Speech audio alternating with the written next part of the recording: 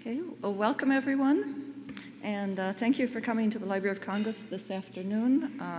And our special thanks to His Excellency Ambassador Batbayar and the Embassy of Mongolia and the Mongolian Cultural Center for bringing the annual Mongolian Studies Conference to the library again for this year's keynote talk. I'm Susan Meinheit, Tibetan and Mongolian specialist in the library's Asian division. So now it is my pleasure to introduce Jesselyn Zoom, Acting Chief of Asian Division.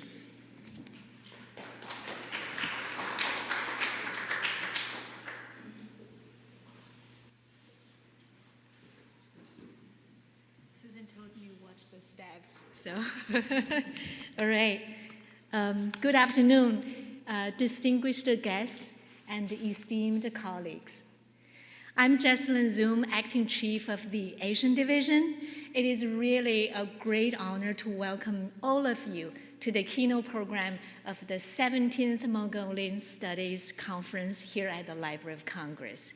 I wanted to give a shout out to my Asian Division colleagues. I know several of you are here, but I'll just name two, Susan Meinheit and Tian Dong, my beloved Asian Division colleagues, as well as our colleagues at the Special Events Office for their meticulous and tireless effort in making today's event possible. A little bit about our Asian Division. The Asian Division proudly houses over 4 million physical items in 200 or more than 200 languages and dialects from across Asia. The division offers public access and expert reference services through its reading room right here in this building.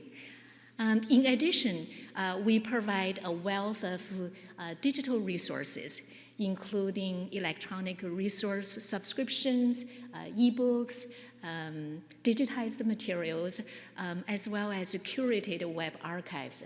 Everything is freely available online to researchers around the world. The library's Asian Division's Mongolian collection is one of the premier collections in North America. Thanks to the dedicated staff and the librarians like Susan, our Mongolian collections continue to gain recognition among the research community and the general public. So we hope you will enjoy visiting the reading room after the session. Want to say a little bit, even though I'm not an expert, but I'm so excited and looking forward to today's keynote program. Today's keynote will highlight the remarkable work of Dr. Simon Wickersmith, specifically his research and translations of Denzong Rawa,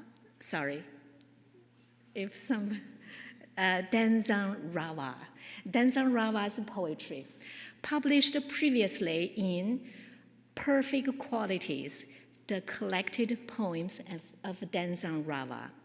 Dr. Wickersmith will delve into Denzong Rawa's enduring influence on Mongolian culture, exploring how his poetry continues to resonate with people today, and his pioneering contributions to education in Inner Asia.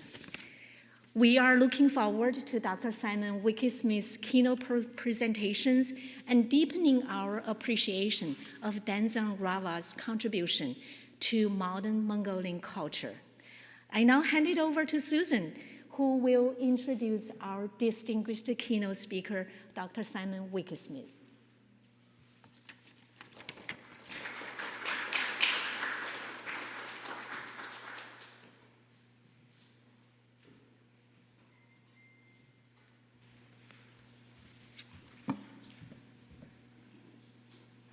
Our keynote speaker today is Simon Wickersmith. Simon is a translator and scholar of Mongolian literature. His work focuses on the period of the Soviet influence and on his life and the life and legacy of the famous 19th century Mongolian monk poet Danzan Ravja, the fifth Gobi Noyan Hutuk, Lama of the Gobi. Simon holds a BA with honors from King's College London University, 1990, a master's degree from the University of Washington, Seattle in 2010, and a PhD from the University of Washington, Seattle in 2012. Currently, he is an assistant teaching professor in the writing program at Rutgers University, where he is also affiliated with the Department of Asian Languages and Literatures and the South Asian Studies program. His talk today is The Poetry and Perfect Qualities of Danzan Ravja, the Wild Saint of the Gobi. Please welcome Simon Wickensmith.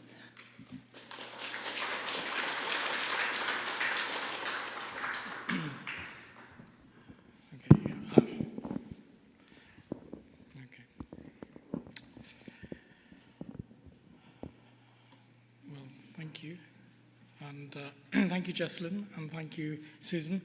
I'm rather loath to repeat everything that they've said, but I would like very much to thank the Library of Congress and the Mongolian Cultural Center and the ambassador for their invitation to give this keynote speech, and also all the individuals who have made this possible at the Library of Congress. So it's very nice to be here, and thank you everyone for coming. So what you see here is a very famous, at least famous in Mongolia, picture, not of course from the 19th century when Danzan Ravja was alive, but it's a kind of portrait by a Mongolian painter called Senge Sokyo that was completed in 1978. And I think this is probably a kind of perfect image of Danzan Ravja during the, in the beginning to be the waning years of the Soviet influence.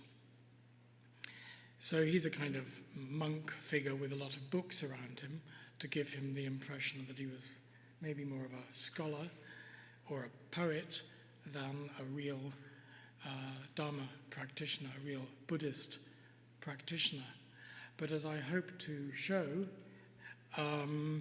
this kind of image belies what we should probably understand better about Danzan Ravja. So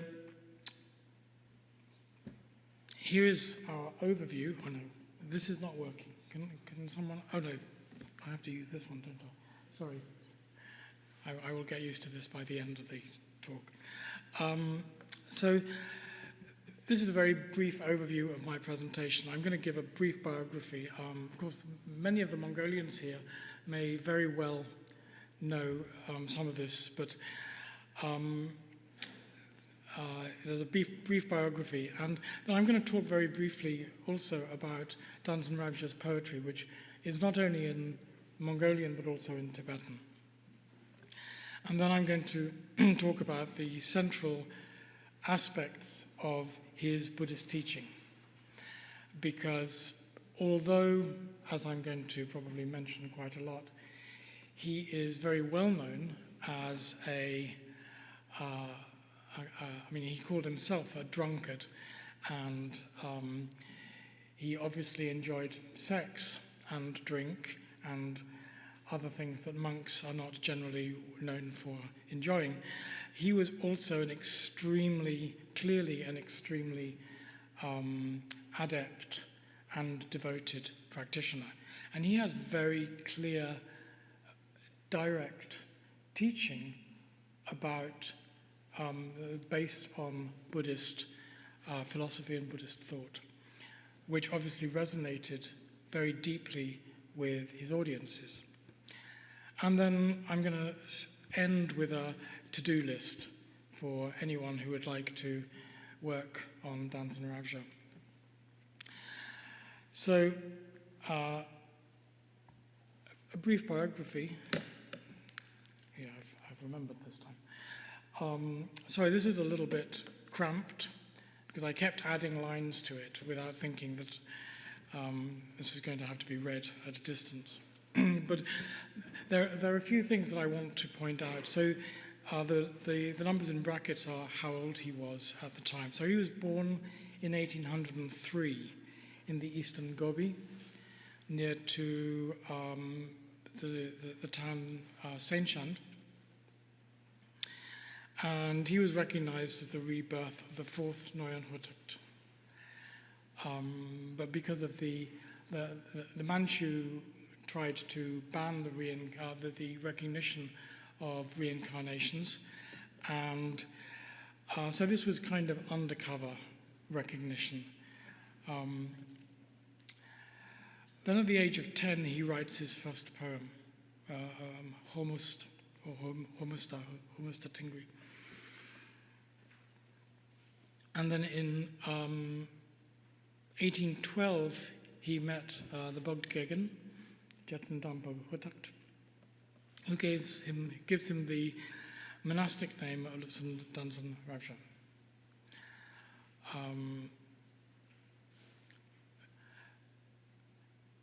The name Olufsen Dansen Ravsha is a Tibetan, Mongolized Tibetan,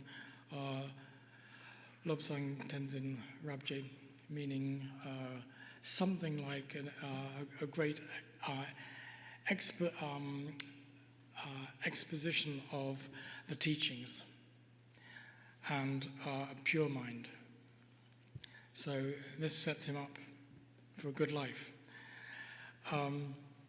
What is really important is that at the age of 14, in 1817, he's studying the poetry of Rongpo Khalden Jamso, who's a Tibetan, very important, I think he was Jonangpa, poet and practitioner, a Tibetan, who wrote a lot of poems, a lot of poetry, that we generally call these songs of experience. If anyone's heard of Milarepa, he was in the same kind of poetic region as Milarepa and as Dansen Ravsha would later be. So this character, Rongpo Khalden Jamso, was a very important influence on Dansen Ravsha. Then in 1820, he commissioned his main monastery at Khamrinhit. And then 3 years later, he meets his main spiritual teacher, Yeshe Tenzin, Yeshe Tempa Jalsen, the third Changcha Khotukt, who was based in Beijing. Then he adapts this Tibetan novel into what became one of his most important texts, the Sarang Khokho, the Moon Cuckoo, that became a multi-day extravaganza of drama in the Gobi. Dansen Ravsha would, he wrote the play, he made a lot of the clothes and designed a lot of the clothes and the scenes, the scenery, and he really orchestrated the performances in the Gobi of this really big, multi-dimensional drama. He studies tsam, dancing, and theatre in Alsha. And then in 1840, he writes his most famous poem, Ulam Jin Chenar, or Perfect Qualities, which was originally called Tavan Takhil, or five offerings. And this is obviously a Buddhist idea of the 5 offerings, or of the sense pleasures. And this is a poem that became a long song, Otindu, later, and became a very popular folk song. And then in 1853, towards the end of his life, although he didn't know it, he brought his disciples to Shambhala, which was an area close to Khamrinhit, and predicted his death. And he said, in the future, I will return here. and you can meet me here, okay? And so we already get the feeling of him not only as their teacher right now, but also as a teacher, kind of everlasting teacher, right? So he's already beginning to associate himself with the time, the space beyond life and death, but in a very much more deep and more meaningful, spiritual way. And then he dies.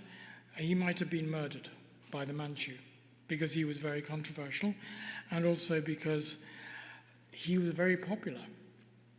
And the Manchu wanted to be more popular than him, so they killed him, possibly. Right?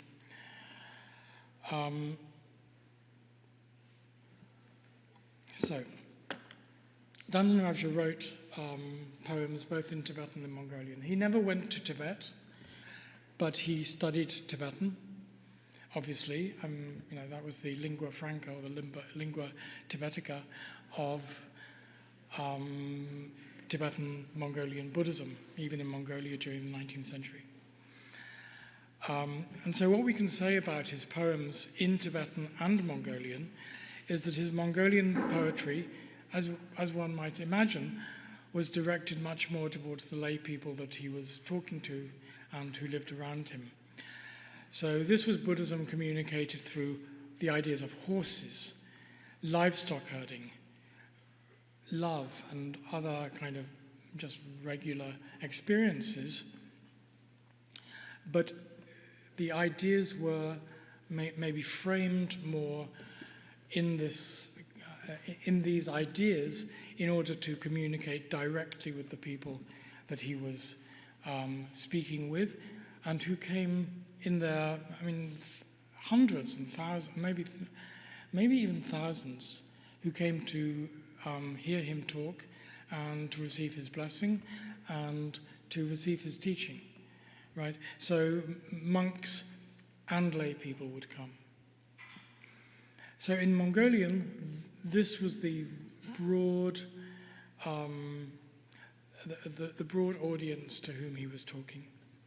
His Tibetan poetry was directed rather towards monastics, because they were the ones who knew Tibetan, right? Who could read Tibetan. Maybe they couldn't actually read Mongolian, but they could read Tibetan.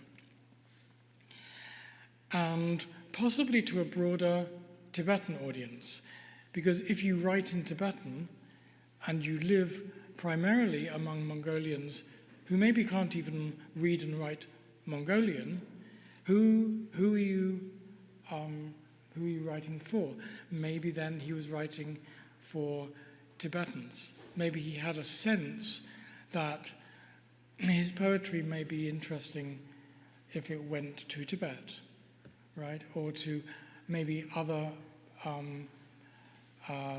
Buddhist communities in Mongolia, at least, right? So he was writing for a potential audience very clearly in Tibetan. And this was more focused on formal Buddhist philosophy and practice. It's not, in a way, it's not so much fun. It's intellectually, for me, it's interesting. And maybe for many of us, it would be interesting. But it doesn't talk to everyone. It talks to people who already have some background in or interest in Tibetan Buddhism as a practice, right? So yeah, both display a similar sense of humor. The Tibetan ones do have humor, both sardonic and sarcastic. He's very, very harsh when he doesn't like something. And he's very, very funny too.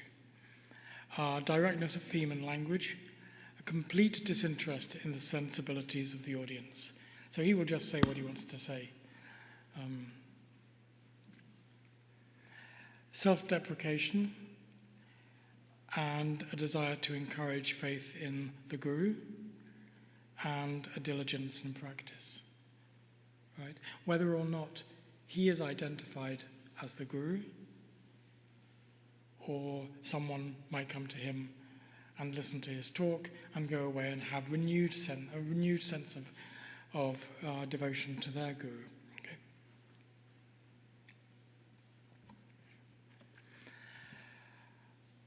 So, I have four.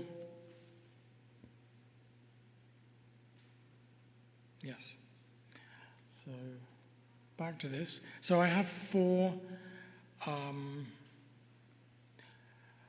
subjects that I think are the central ideas of his teaching. Firstly, the world is corrupt. Secondly, everything is a dream. Thirdly, the Guru is the refuge. And fourthly, let us meet together in Shambhala. Okay? Shambhala being, I'll talk about it in a moment, but Shambhala is not only the physical place that I mentioned in Mongolia, but also the conceptual Pure Land.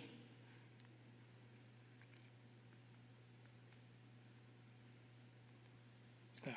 The world is corrupt, or maybe not. So what I'm going to do is just go very briefly through these ideas, and then I'm going to show you a representative poem.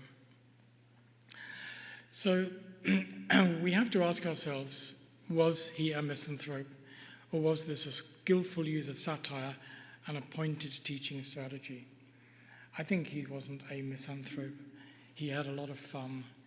He enjoyed his drink. He enjoyed having sex. And he was a very funny man. I mean, his poetry is funny sometimes. I think he had a lot of fun. So no, I don't think he was a misanthrope. It was a way of teaching.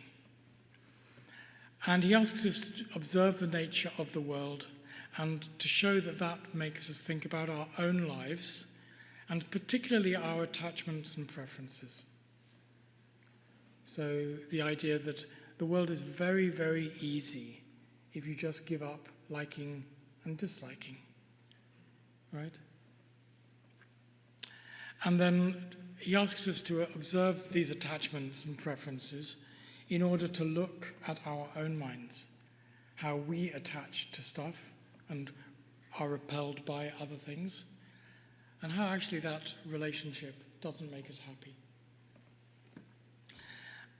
And so to observe our own minds in the fundament of spiritual, as the fundament of spiritual practice.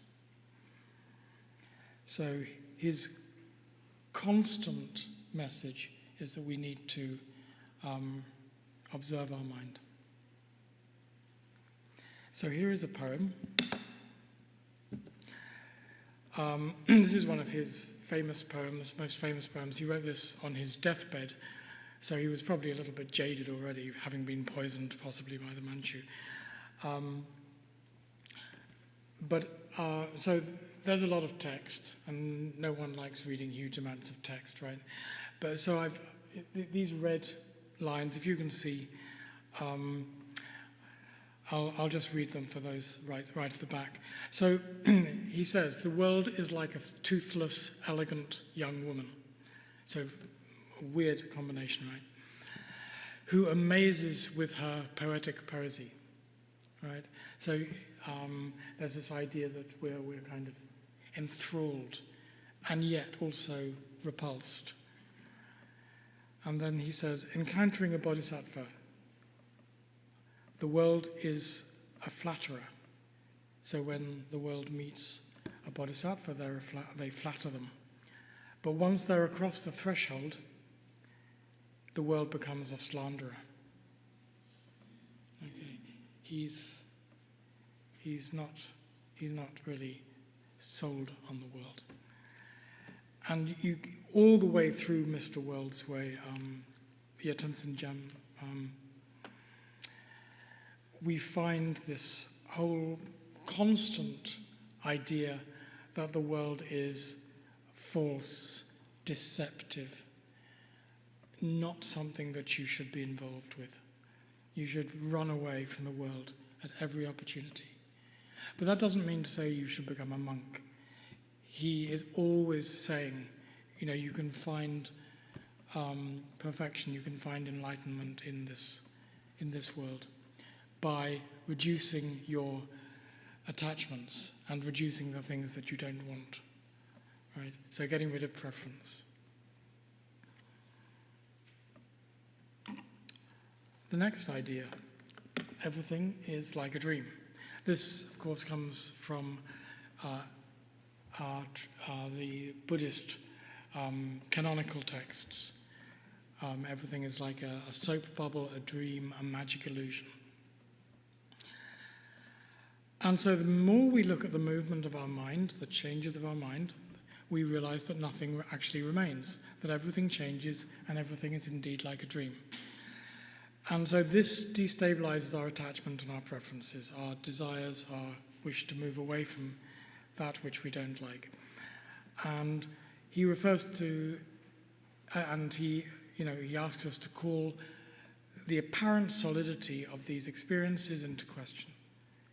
Are they true? Are they real? Right? This is what his constant idea is, that we should be checking this kind of thing out all the time. And so while undertaking this exploration, we need a refuge to give us the protection and security. Spoiler, that protection is the guru, which is the subject of the next section. But everything is like a dream. Here is a poem. Even smaller. This is absurd. I'm sorry. Let me read the red lines.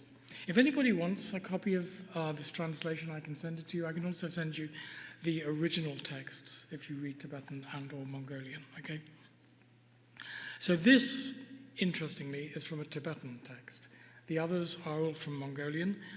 So in a way, I hope you can see a slight difference in the discourse in this Tibetan poem. So the body is like the form of a guest. Until when it will remain is uncertain. A friend is like a beautiful dream. Powerless to be their friend for long, you will separate. Worldly pleasure is like an illusory joy. Once savored, it's forgotten and left behind. Right? So this is much less kind of dramatic and much more, in a way, doctrinally focused.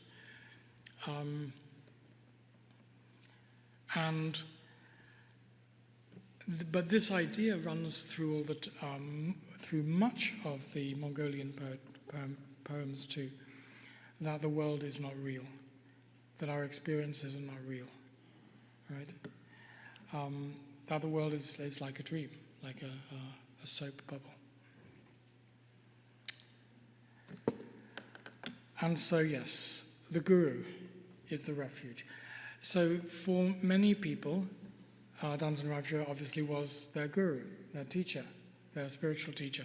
And he was super popular and very, very influential in the Gobi and also in Mongolia as a whole. But this is the guru in the heart, right? Not the guru that you can touch with your hand. So the guru is the perfect embodiment of the Buddha. And if we place our trust fully in the guru, we have nothing to fear. This particular one was really central to his discourse, because I think living in the Gobi Desert in the 19th century was not easy. It isn't easy even today. So there was a lot of uncertainty. And for those people who came to him, who didn't have education, who didn't have real knowledge, this maybe was something that they could take away, right? If you trust the guru, whether it's Danzan Ravjö or not, you have nothing to fear, right? And then wherever in the physical world the guru might be, they are immanent. That means they're in your heart, right? So you may be in Senchand and the guru may be off in Tibet or on a vacation, but they're with you. They're closer than close. And these three ideas were really central to his teaching. And again, we have unreadable text, but I'll tell you what it says in red. So emptiness and appearance emptiness and appearance in appearance and emptiness and emptiness undifferentiated in the Guru's form. I make obeisance to the Guru's form. May the Guru's form bless me. Right? So emptiness and appearance, the lack of true substance to things, that is the Guru's form. And that's everywhere. This is what he's saying. And then the bottom verse, among the multitudes, may I think of the Guru. Sitting alone, may I think of the Guru. Continually and without respite, may I think of the Guru. May I never be separated from the appearance of the Guru.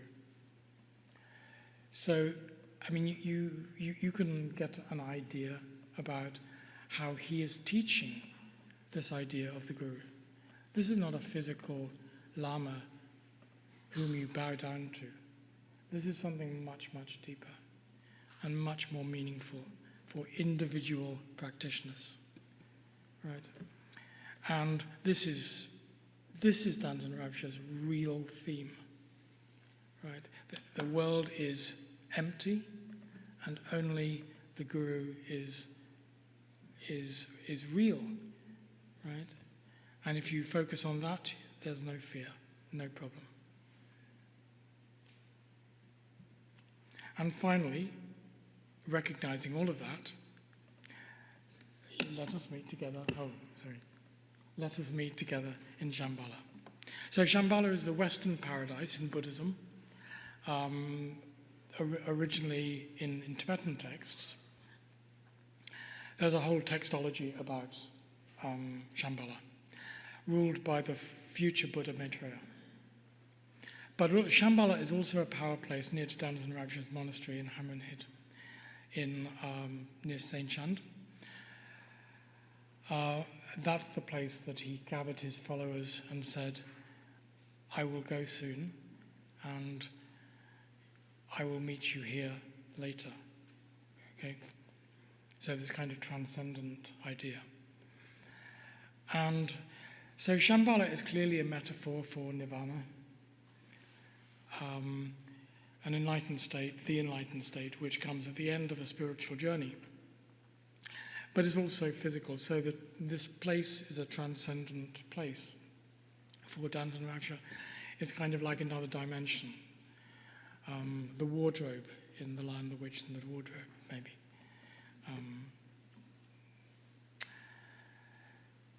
So at this point in Mongolia, at this moment, this physical place, that was where, for Danzen Ravcha, the physical land and the transcendent state meet. Okay? So it's a very powerful, spiritually profound experience that he is asking, he's asking everyone that's with him to come with him to that point in their practice and the point in Mongolia. Okay.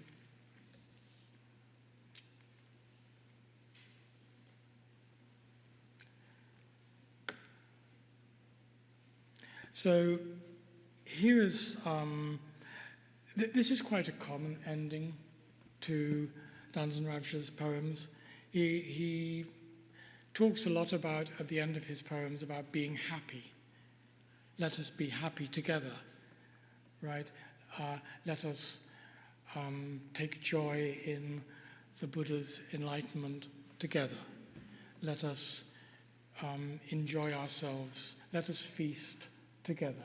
So there is this community spirit, and the idea as a bodhisattva, as someone who refuses to go to nirvana until every being is enlightened, this is very close to Danzen Ravja's theme, that he will come back and bring all his followers with him, and they will all together become enlightened and all together enjoy the fruits of enlightenment.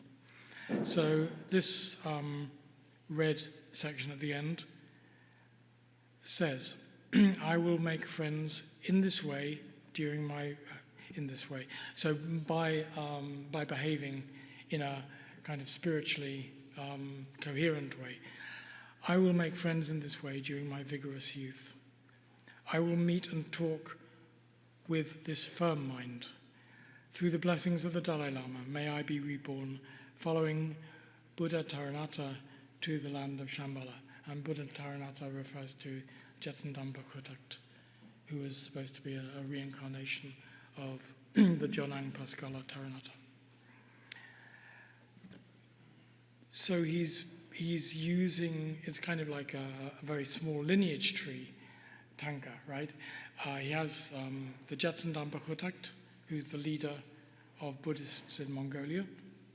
He has the Dalai Lama, and he has Shambhala.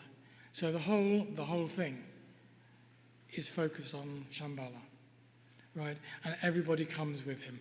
So this, as you can see from the title, Lovely Rangy Brown, this is about a horse. It starts off about a horse, but no, it's not about a horse, because he is actually using this horse. This is my interpretation, but I think it's valid. He's using this image as the horse that takes one along the path to enlightenment. It's like a vehicle that one uses to get to enlightenment.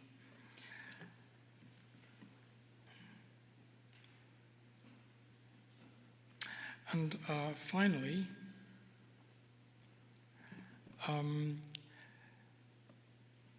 this is the Danzen Ravja scholars' to-do list. So we are, the Library of Congress, if I may say so, is hopeful to get the complete works of Danzen Ravja in Tibetan, which has now been published by Ganden Monastery in Ulaanbaatar. So hopefully, at some stage, we will be able to do a critical edition plus English translation of the full Mongolian texts in Mongol Bachik, the vertical script, and also in Tibetan, Uchen Tibetan. Hopefully, before I die, that would be nice.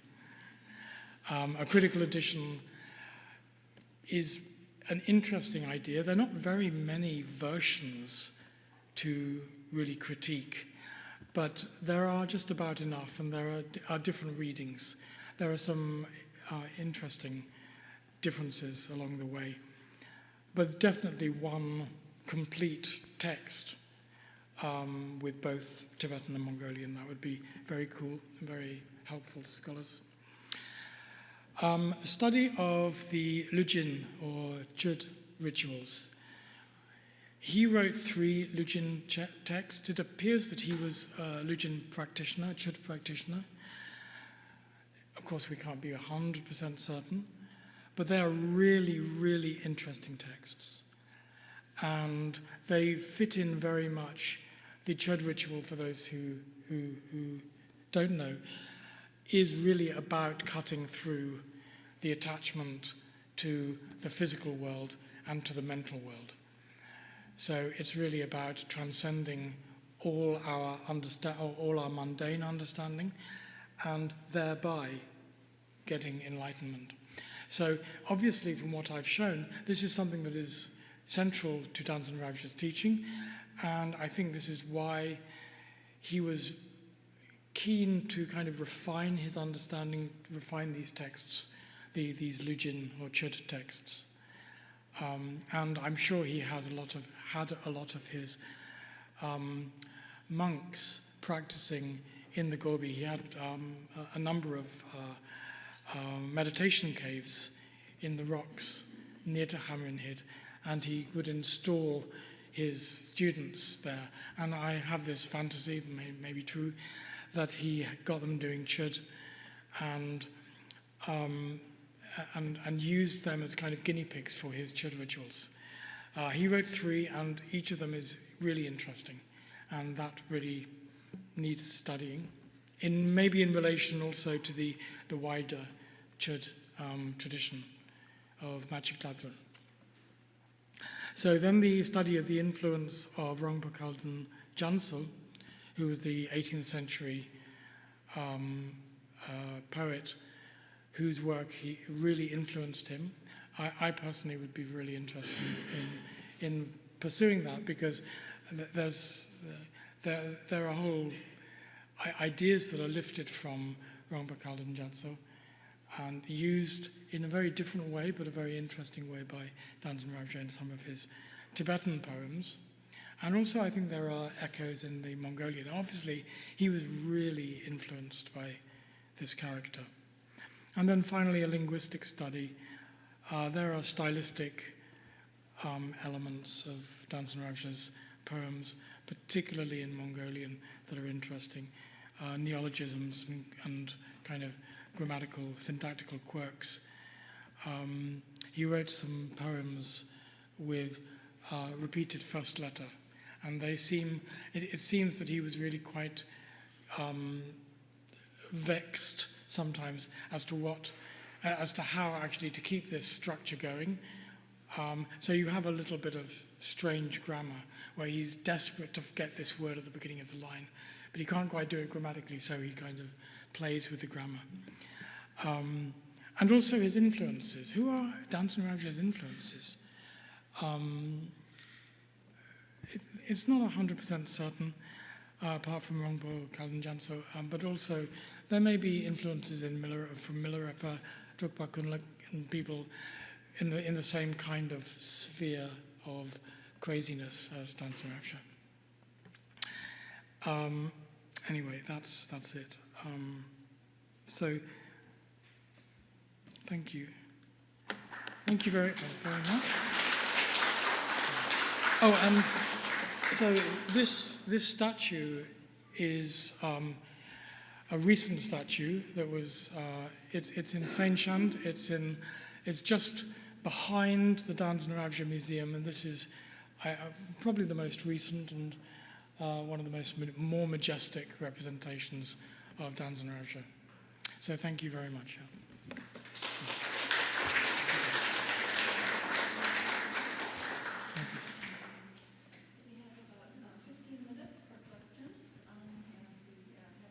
Roving microphones, right?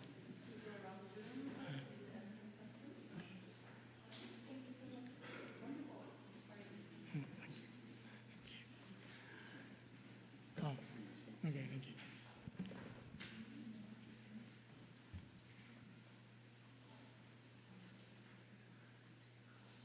So we can go and eat cookies. Oh, right, yeah. Subtle. So there are many bilingual poems by Danzan Ravja, right? In Mongolian, both in Mongolian and Tibetan. Mm-hmm. So is it possible to identify if he wrote first in Mongolian and translated to Tibetan, or if he first wrote them in Tibetan and translated, or just two different texts simultaneously, like textology study? Would you like the honest answer or the scholar answer? Both, okay. Well, the honest answer is I have no idea. No, I don't think anybody could have any idea. The scholarly answer, which might also be honest, is that I believe there are yes, I mean, this is really the scholar's answer. I've heard, right? I've heard that there are different versions in Tibetan and Mongolian, but no one has. I actually asked Altan Ochir, and he doesn't know. No one seems really to know, but I think it's a really fantastic question. But I suspect I mean, we would have to look at the origin texts. I mean, there are some texts which seem to have been written by him, right? And also there are some that are written by his secretaries, right? Those were written in Mongolian, presumably, first. But the ones in Tibetan, yeah, I don't know. What would be really good would be to know when they were written, right? And I don't know where, because the Tibetan text that I got from Ganden is a whole bunch of different xylograph texts, right? So it's not a consistent form. So obviously they got them from all over the place and just made a coherent text from these. So we would have to go back to Ganden and find out where they came from, when these xylographs were made, and then see where how people got the texts that the xylographs were made from. I don't know whether it's possible, but we don't know. And Sagan didn't know, and Altenotje didn't know, so presumably Alten Gedel didn't know. So I don't know. But it's a great question, right?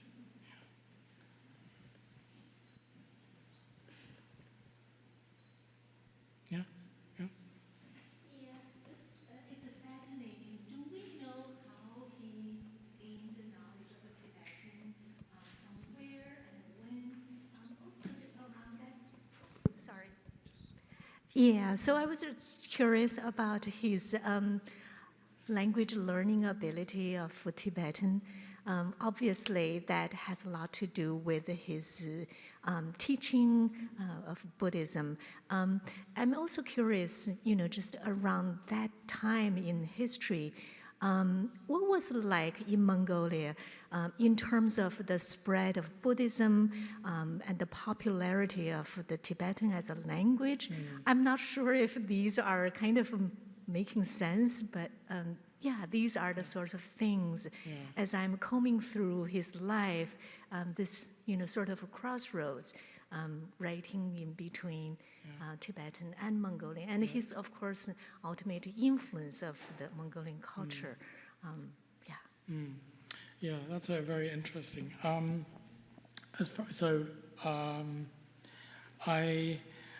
have to say that I don't have any explicit answers. But what I think is probably true is that he learned because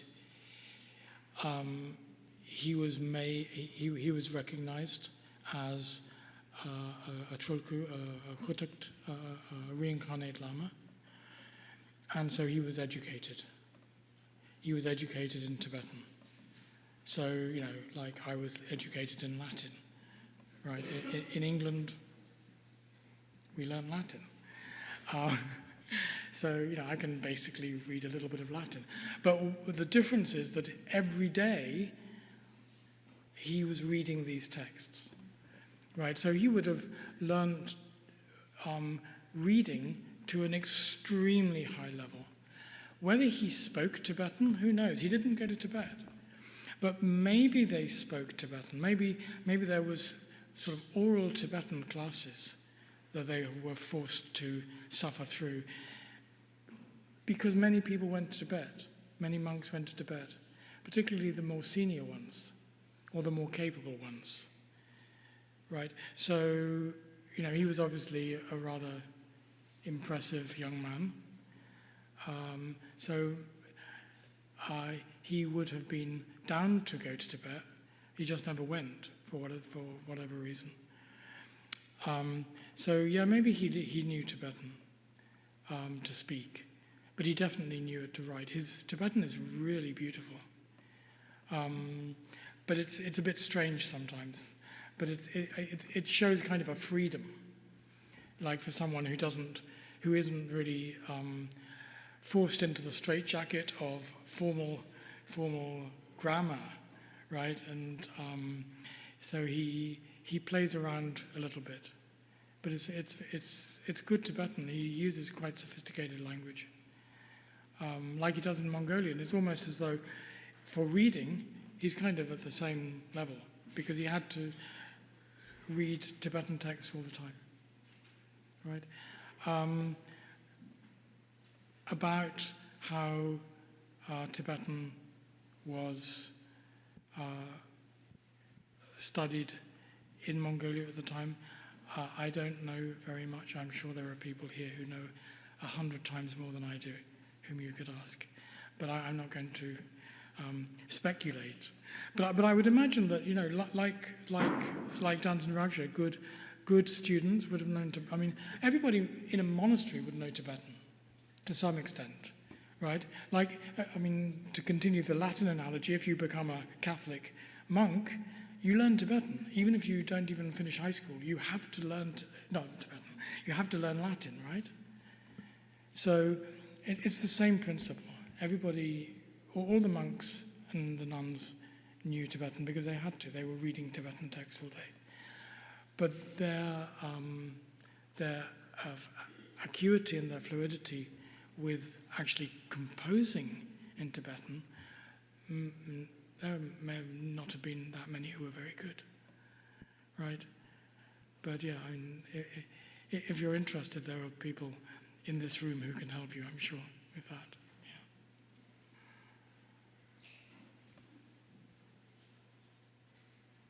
Yeah. Yes.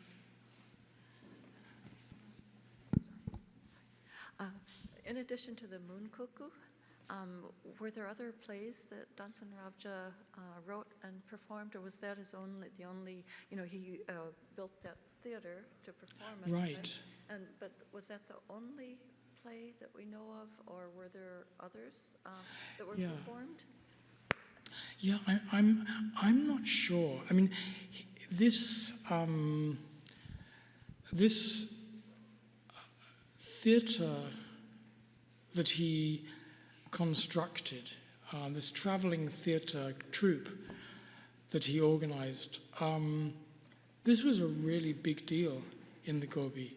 And, you know, people would go and hang out for days and days and days to enjoy the play. And the Moon Cuckoo, I think, ran for almost a month. But yeah, there were others. I can't remember what they were now. I could find out for you. But I don't know how much more he actually wrote himself. They may have been adaptations of Indic or local Mongolian stories. But it was very popular, and his muse, consort, best friend, Dadishara, she was obviously a great singer and extremely creative, and she was in charge of the choreography and the costumes. And Danton Ravja was in charge of the scenery. And yeah, they would travel around the Gobi doing performances. And yeah, I think at least once a year they would perform the Moon Cuckoo, and they would also perform other plays which we may well have texts for, but I'm not 100% sure. Yeah. Rather poor quality answers, I'm afraid. Rather poor quality answers. Not very. These are the wrong questions. Okay. Any more questions? Thank you very much for the interesting presentation. I have one question. So, what is the main teaching, or how do you see what we should learn from his poem, Perfect Qualities? Of Perfect Qualities? Yeah.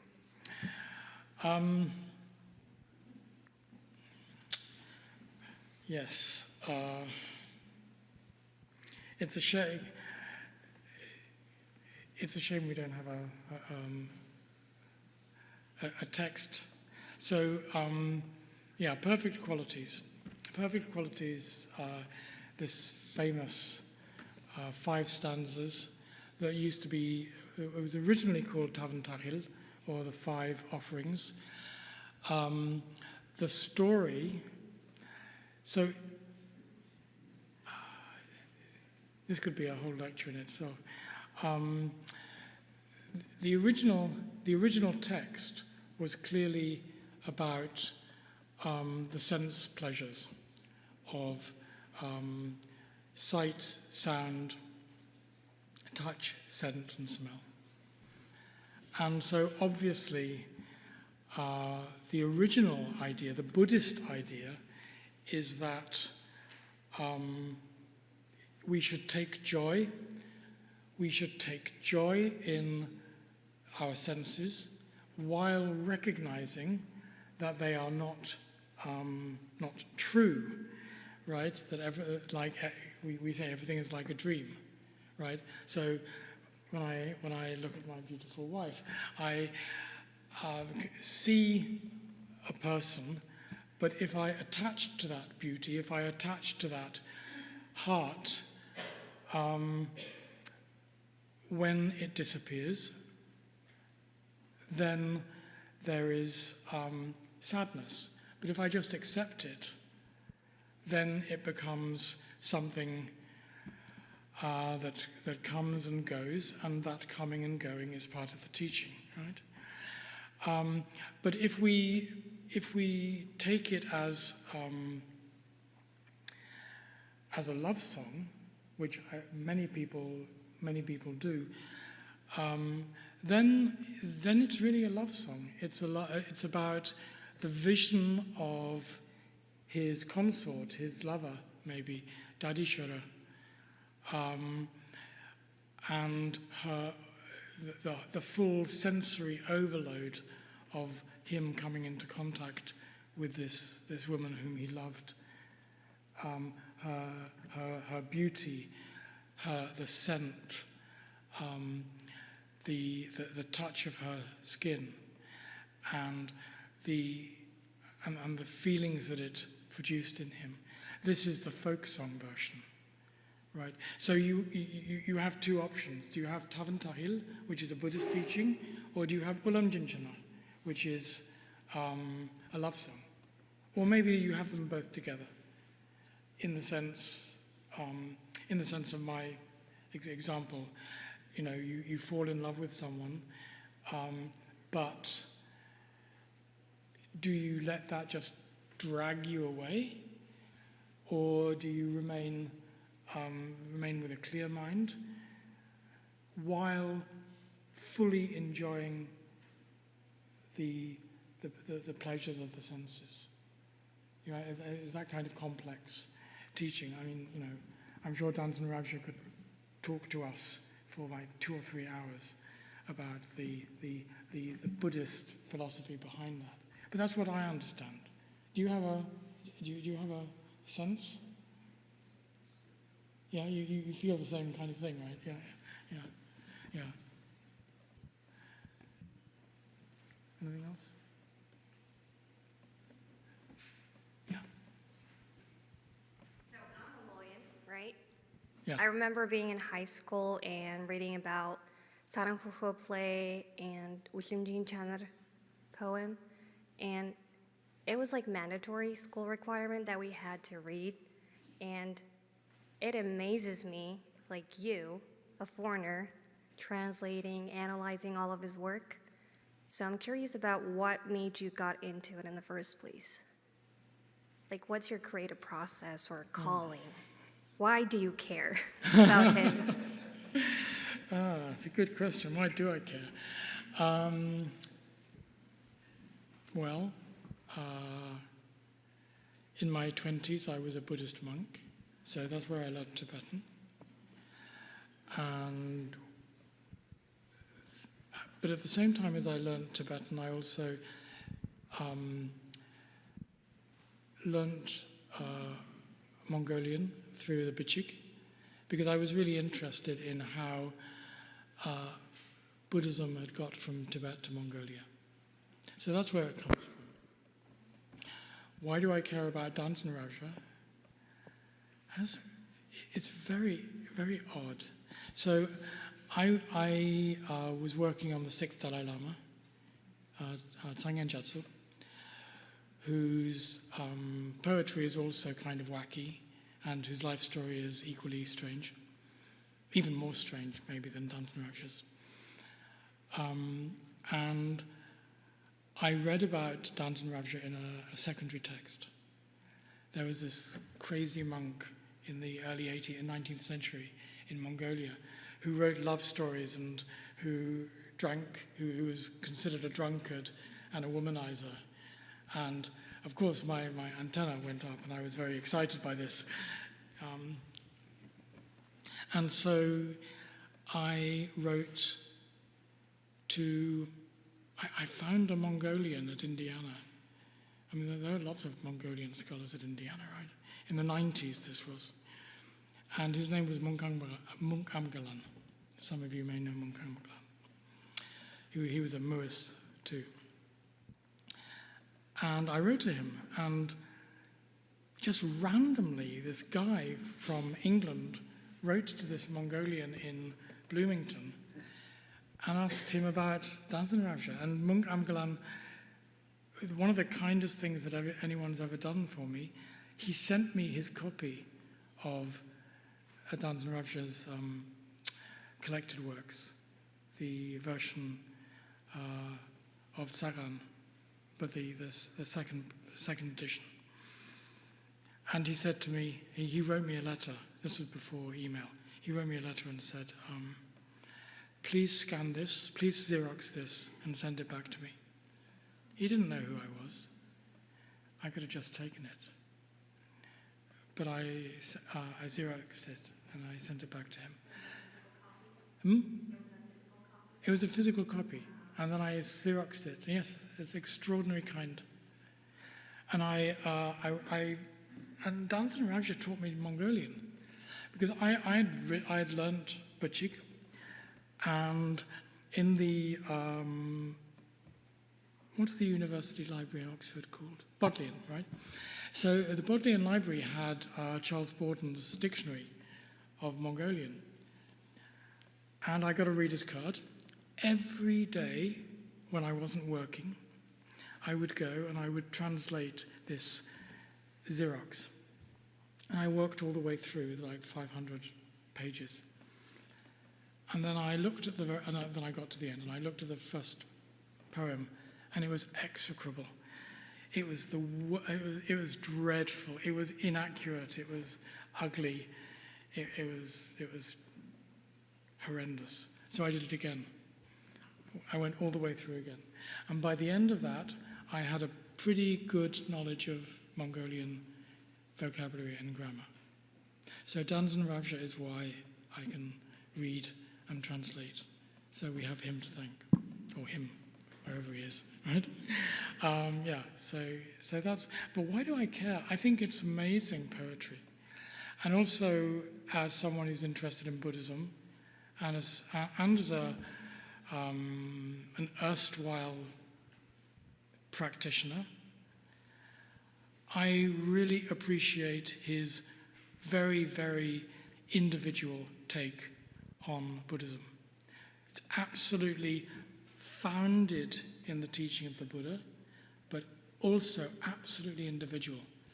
And I get the feeling that he was willing to work with anyone wherever they were. He would not impose himself on them. He would go to them. Where are you?